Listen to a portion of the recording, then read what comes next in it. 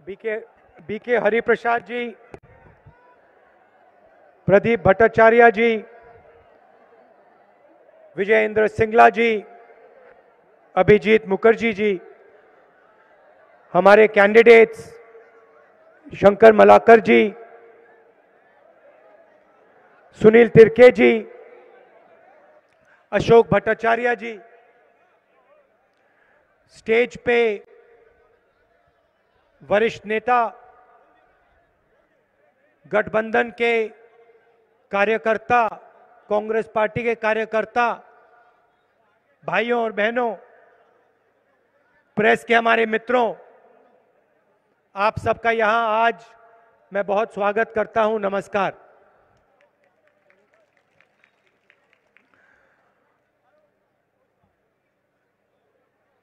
आज हम ठाकुर पंचानन वर्मा जी, आदिकवि भानुभक्ता आचार्य जी, नेताजी सुभाष चंद्र बोस जी, विधान रॉय जी जैसे महापुरुषों की याद करते हैं। इन लोगों ने बंगाल की नींव रखी और आज जो बंगाल है इसको बनाने में इनका हाथ है। असेंबली के चुनाव हो रहे हैं। तमिलनाडु, बंगाल, असम में चुनाव हो रहे हैं और यहां से पहले मेरे वहां दौरे लगे। असम में आप जानते हो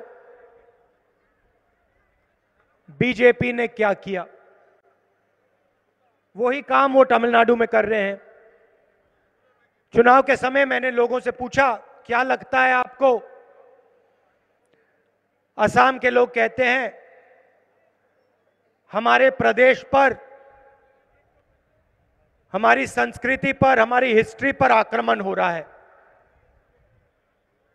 तमिलनाडु के लोग भी यही कहते हैं और बंगाल में भी यही काम हो रहा है। आप देखिए, जहां भी बीजेपी जाती है, आरएसएस जाती है, नरेंद्र मोदी जी जाते हैं, अमित शाह जी जाते हैं, वहां पे नफरत फैलनी शुरू हो जाती है। सही बात है। जहां भी जाते हैं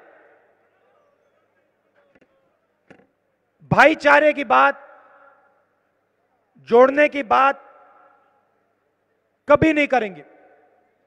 एक हिंदुस्तानी को दूसरे हिंदुस्तानी से लड़ाने का काम ये करते हैं। इनका ये डीएनए है, इनको और कुछ मालूम ही नहीं है। असम में जाएंगे, लड़ाई करवाएंगे। उत्तर प्रदेश में राइट्स करवा दिए, लड़ाई करवा दी, आग लगवा दी। तो ये जहां भी जाते हैं इनकी शुरुआत नफरत होती है। अब आप देखिए, 7-8 साल पहले वाला हिंदुस्तान याद करिए और आज जो हिंदुस्तान में हो रहा है उसको देखिए। 1 साल पहले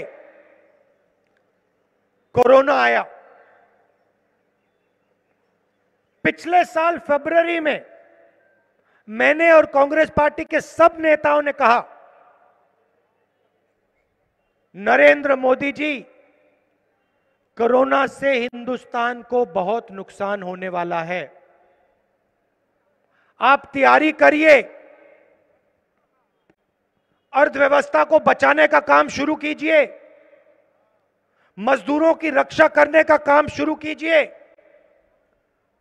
छोटे बिजनेस वालों, दुकानदारों की रक्षा करने का काम शुरू कीजिए, क्योंकि तूफान आने वाला है और यह ऐसा तूफान आएगा जिससे पूरे हिंदुस्तान को चोट लगेगी।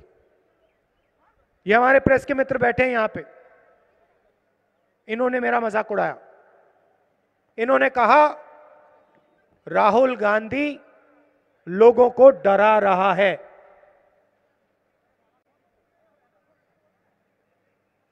नरेंद्र मोदी जी ने कहा भाइयों और बहनों कोरोना आया है, थाली बजाओ, थाली बजाओ, कोरोना भाग जाएगा। और पूरे हिंदुस्तान से थाली बजवा दी और पता नहीं क्या हुआ, हिंदुस्तान थाली बजाए। उसके बाद कहते घंटी बजाओ, हिंदुस्तान घंटी बजाए। उसके बाद कहते हैं मोबाइल फोन निकालो, उसकी लाइट जला दो।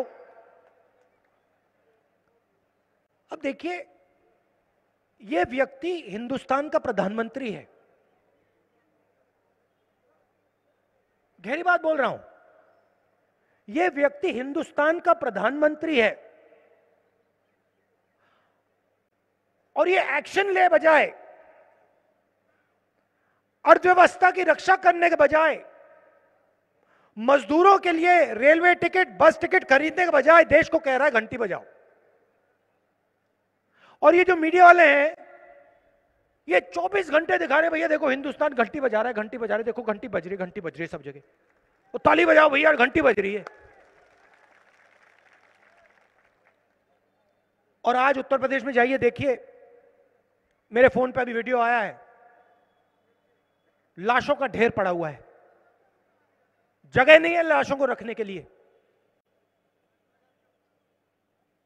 जगह नहीं है लाशों को रखने के लिए। नरेंद्र मोदी जी ने इसके बारे में कुछ बोला आपसे कि कोरोना फैल गया, लाखों लोग मर गए, हिंदुस्तान की अर्थव्यवस्था नष्ट हो गई, मैं प्रधानमंत्री हूं? कुछ बोला उन्होंने? प्रेस वालों ने कुछ बोला? कुछ नहीं, इनके मुंह से एक शब्द नहीं निकलता। ये रखवाले हैं, इनका काम रक्षा, देश की रक्षा करने का है, ये रखवाले हैं। बिक गए हैं सब के सब बिक गए हैं। 24 घंटा ये नरेंद्र मोदी का चेहरा दिखाते हैं, क्यों? भाई और बहनों, बात समझो, ये नरेंद्र मोदी की सरकार नहीं है, ये 2-3 उद्योगपति मित्रों की सरकार है। और ये पूरा ड्रामा जो चल रहा है, ये आपके जो प्रधानमंत्री है, ये उनकी कठपुतली है। ये जो कहते हैं ये करते हैं, इनको सिर्फ भाषण देना आता है। ये जाते हैं बंगाल में, कह देंगे भैया सोना और बंगला बना दूंगा, टोपी पहन लेंगे, असम में जाएंगे गमछा पहन लेंगे, राइनो उठा लेंगे और कहेंगे भैया देखो बीजेपी को वोट दो, और फिर नोटबंदी करेंगे, जीएसटी लागू कर देंगे। अब आप मुझे बताओ, यहां पे भारी भीड़ है, इस भीड़ में नोटबंदी से किसी को फायदा हुआ? कोई है यहां पे एक व्यक्ति जो कह सकता है हां भैया नरेंद्र मोदी ने फायदा करवा दिया? है कोई? एक नहीं है। कोई यहां पे एक व्यक्ति है जो बोल सकता है कि हां भैया घंटी ने मुझे कोरोना से बचा दिया, मोबाइल फोन से कोरोना भाग गया? ना, कोई नहीं है। किसी भी दुकानदार से आप पूछ लो, छोटे बिजनेस वाले से पूछ लो, जो इस देश को रोजगार देते हैं, 50% रोजगार ये लोग देते हैं, छोटे दुकानदार, छोटे बिजनेस वाले, कोई छोटी सी दुकान चलाता है, इनसे आप पूछो भैया नोटबंदी से फायदा हुआ? हाथ जोड़ के कहते भैया नहीं, हमें तो बर्बाद कर दिया। फिर पूछो जीएसटी से फायदा हुआ? कहते नहीं, 5-5 अलग अलग टैक्स लगा दिए, 28% टैक्स लगा दिया, आज तक हमें नहीं समझ आ रही बात, आज तक हमें जीएसटी नहीं भरनी आ रही। हमारा बिजनेस खत्म कर दिया, नष्ट कर दिया। आज ये देश अपने युवाओं के लिए रोजगार नहीं पैदा कर सकता, यह सच्चाई है। क्यों? क्योंकि जो रीढ़ की हड्डी रोजगार पैदा करने की रीढ़ की हड्डी है, उसको नरेंद्र मोदी ने, आरएसएस ने, अमित शाह ने तोड़ दिया। कैसे तोड़ा? नोटबंदी करके तोड़ा, जीएसटी लागू करके तोड़ा। जब कोरोना आया, उनको 1 रुपया नहीं दिया। बंगाल से लोग जाते हैं, आप लोग जानते हो, समझते हो, पूरे देश में आपके लोग जाते हैं काम करने। कहीं भी चले जाइए, मजदूरी आप लोग करते हो, आप खून पसीना देते हो। जब आप लोग वापस लौटना चाह रहे थे, कोरोना आया, नरेंद्र मोदी ने आपको बस टिकट दिया? दिया बस टिकट? रेलवे टिकट दिया आपको? नहीं, कहते नहीं मैं नहीं दूंगा। और जब हिंदुस्तान के लाखों मजदूर पैदल वापस हजारों किलोमीटर चल रहे थे, कोई कोरोना से मर रहा है, कोई भूख से मर रहा है, उसी समय नरेंद्र मोदी जी अपने 2-3 बड़े उद्योगपतियों मित्रों का टैक्स माफ कर रहे थे। लाखों करोड़ रुपए उनको दे दिया, कहा अर्थव्यवस्था चालू करनी है। अर्थव्यवस्था चालू कैसे होगी अगर जनता के हाथ में 1 रुपया नहीं है? कैसे होगी? आपने पूरा का पूरा पैसा छीन लिया। दुनिया में पेट्रोल के दाम, तेल के दाम नीचे जा रहे हैं, हिंदुस्तान में डीजल पेट्रोल के दाम उड़ते जा रहे हैं, ऊपर की ओर उड़ते जा रहे हैं, महंगाई बढ़ती जा रही है। ने नोटबंदी कर दी, जीएसटी कर दी, पूरा का पूरा ढांचा, आपने रोजगार का ढांचा ही उड़ा दिया। और फिर आप बंगाल में आके टोपी पहन के कहते हो सुनहरा बंगाल दे देंगे आपको। बाद में आपसे कहेंगे घंटी बजाओ, मोबाइल फोन चलाओ, थाली बजाओ और मरो। मेरा काम हो गया, नरेंद्र मोदी जी का काम हो गया, अब आप जानो, आपका काम जाने। और जहां भी जाते हैं करते हैं।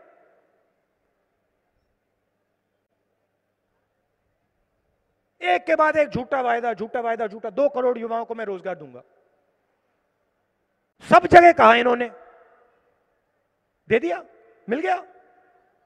15 लाख रुपए हर बैंक अकाउंट में डालूंगा, याद है आपको? आ गया 15 लाख रुपए बैंक अकाउंट में, 1 रुपया नहीं आया, हमने दिया। छत्तीसगढ़ में हमारी सरकार बनी, मध्य प्रदेश में हमारी सरकार बनी, राजस्थान में हमारी सरकार बनी, हमने किसानों का कर्जा माफ किया। हम जानते हैं आपके बिना काम ही नहीं हो सकता, हम जानते हैं कि आपके बिना अर्थव्यवस्था चल ही नहीं सकती, छोटे दुकानदार के बिना नहीं चल सकती, रोजगार पैदा हो ही नहीं सकता। ये 2-3 जो उद्योगपति हैं नरेंद्र मोदी के जो मित्र, ये हिंदुस्तान को नहीं चलाते हैं, हिंदुस्तान को आप लोग चलाते हो।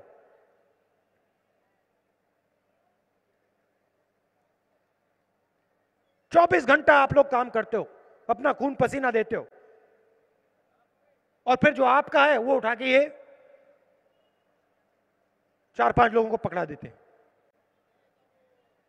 यहां पे हमारे गुरखा भाई हैं, कितनी बार आपसे वायदा किया, कितनी बार आपसे कहा कि आपकी समस्या हल कर देंगे?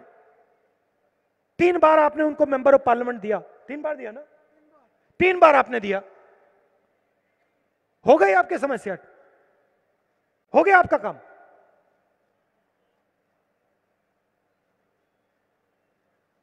और लोकतंत्र पे पूरा आक्रमण, सारे के सारे इंस्टीट्यूशन खत्म कर दिए, जुडिशरी पर आक्रमण, इलेक्शन कमीशन पर आक्रमण, पार्लियामेंट में बोलने नहीं देते, भाषण नहीं दे सकते हम पार्लियामेंट में, चुप कर देते हैं।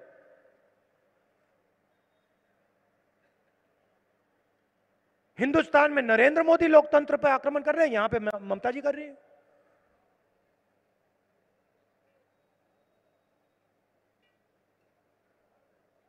चीफ मिनिस्टर है, चुनाव का समय है, क्या वो स्टेज से आपको बोल सकती है हां मैंने आपको रोजगार दिया? कह सकती है? क्यों नहीं बोलती? स्टेज में आके आपसे ये क्यों नहीं बोलती कि देखिए मैंने आपको इतने युवाओं को मैंने रोजगार दिया, इतने स्कूल कॉलेज मैंने खोले, इतनी यूनिवर्सिटीज मैंने बंगाल को दी? क्यों नहीं बोल सकती? क्योंकि बंगाल का हर युवा जानता है और समझता है कि बंगाल में उसको रोजगार नहीं मिल सकता, बाकी प्रदेश में जाना पड़ेगा। आजकल तो वहां भी नहीं मिलेगा।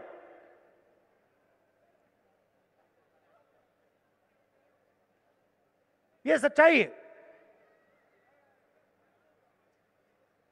और आपकी स्ट्रेंथ क्या है सालों से कि आप एक साथ मिलके भाईचारे के साथ काम करते हो।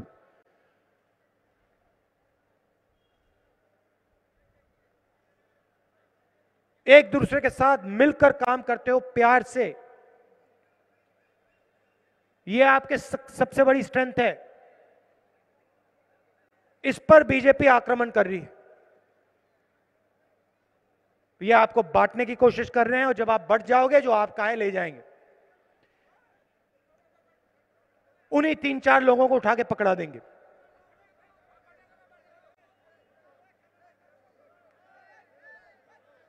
एक बात याद रखिए, मुझसे पहले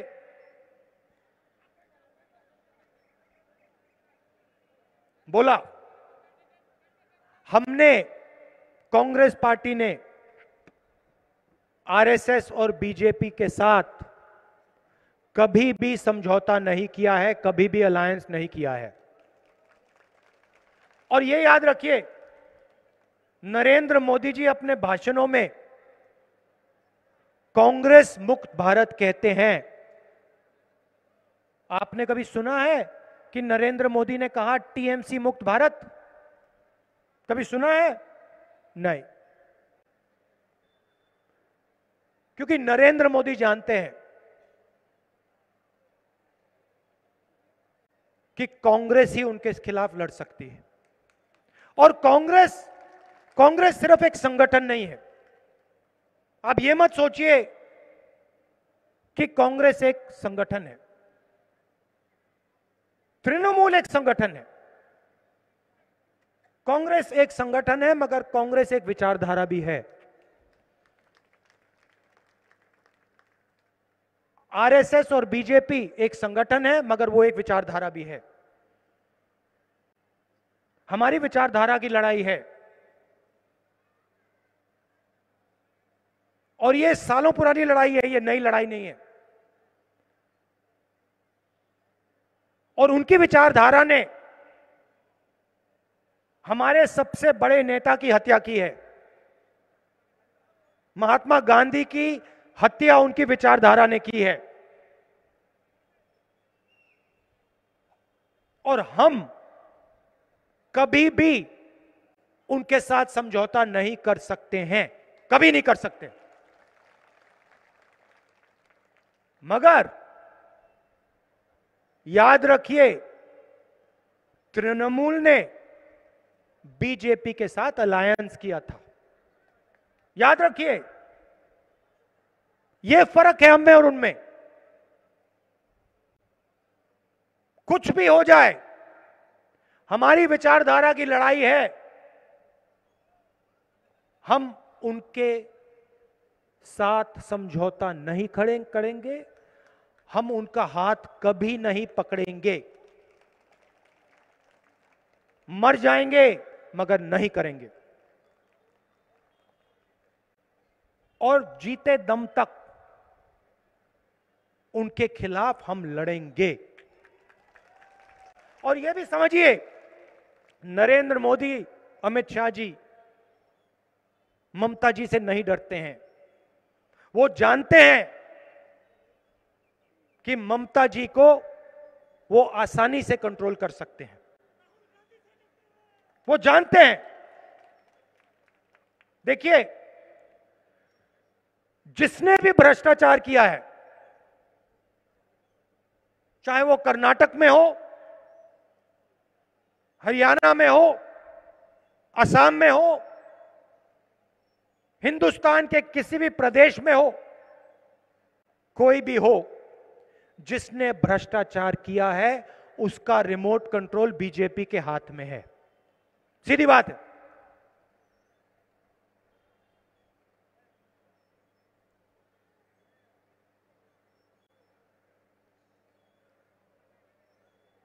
बीजेपी मुझे नहीं कंट्रोल कर सकती। मैं बीजेपी के खिलाफ खड़ा हो सकता हूं, और इसका कारण है भाइयों और बहनों, मैंने अपनी पूरी जिंदगी में 1 रुपया नहीं चोरी किया है। यह कारण है कि राहुल गांधी नरेंद्र मोदी के सामने खड़ा होकर बिना डरे बात कर सकता है।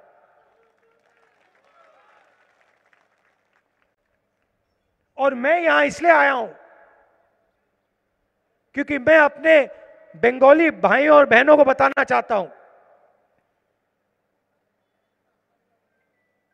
आपके सामने एक बहुत बड़ा खतरा है। जिस दिन बीजेपी की विचारधारा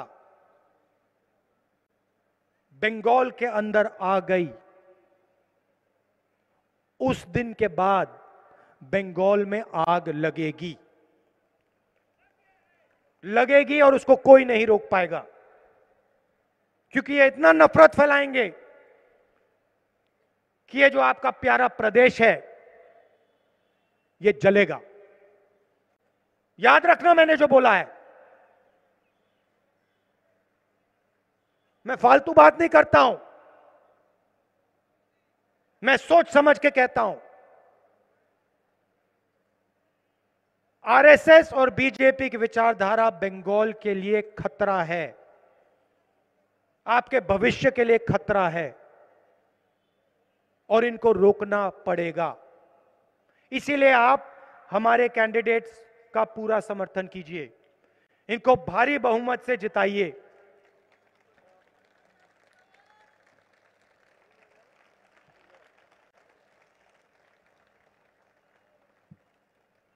अंत में, अंबेडकर जी का जन्मदिन है। कल आपका नया साल शुरू होता है और रमजान का पहला दिन है, तो आपको मैं दिल से बधाई देता हूं, और एक बार फिर आपको याद दिलाना चाहता हूं